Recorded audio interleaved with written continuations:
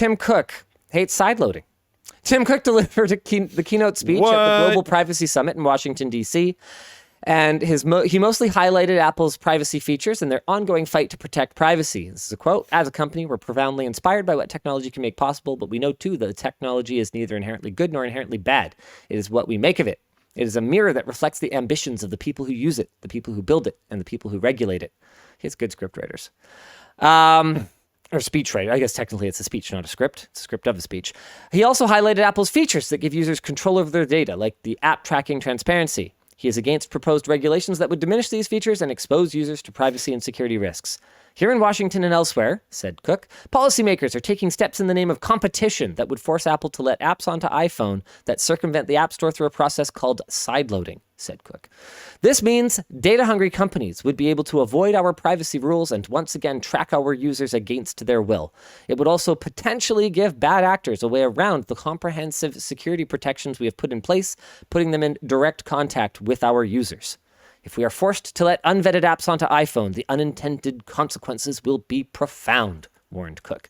"And when we see that, we feel an obligation to speak up and ask policymakers to work with us to advance goals that I truly believe we share without undermining privacy in the process."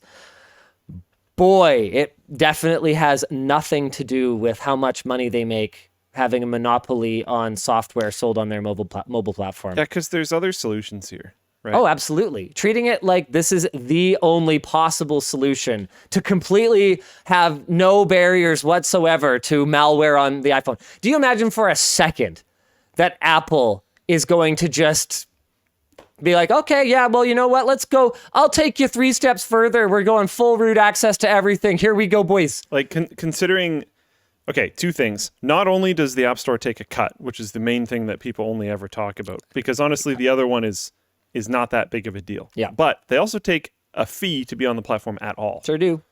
I would be much more okay with it if we had to handle the uploading of the files to the users, all this other type of stuff, and they just ensured that it was all privacy okay.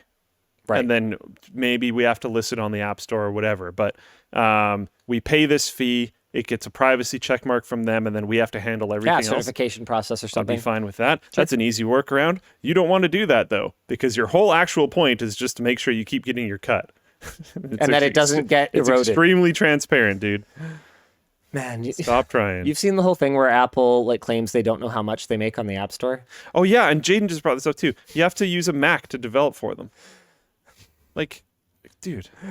It's brutal. Thanks for watching, and thanks to XSplit for sponsoring this week's clips. XSplit is perfect for content creators or businesses, and you can save 10% off with code Linus using the link in the video description.